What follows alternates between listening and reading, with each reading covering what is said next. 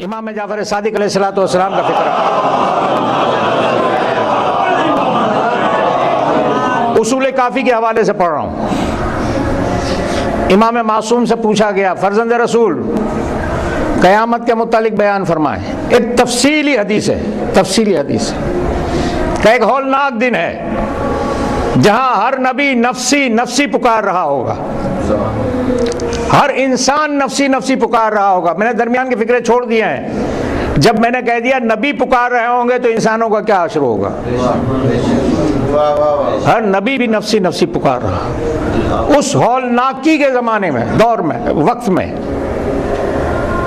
इमाम मासूम कहते हैं कि सिर्फ मेरे जद होंगे जो उम्मत की शफाअत के लिए मुतमन्नी होंगे।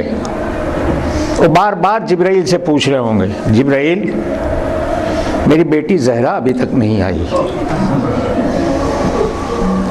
इमाम मासूम कहते हैं कि ऐसे में अरसे मैशर से आवाज़ बुलंद होगी, अहले मैशर अपनी आंखों को बंद कर लो, खातून क़यामत की सवारी आ रही है।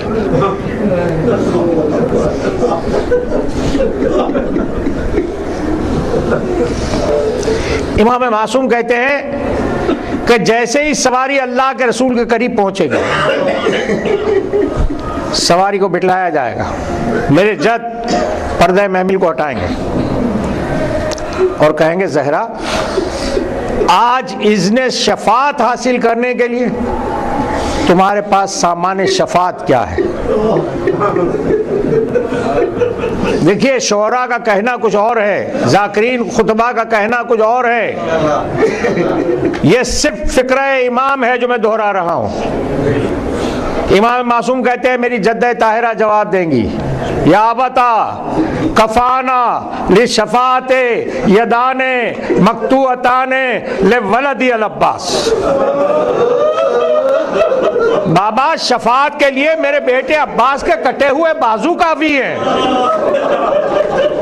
तो ये मंजिलत अब्बास है कि ज़हरा जिसे अपना बेटा कहे।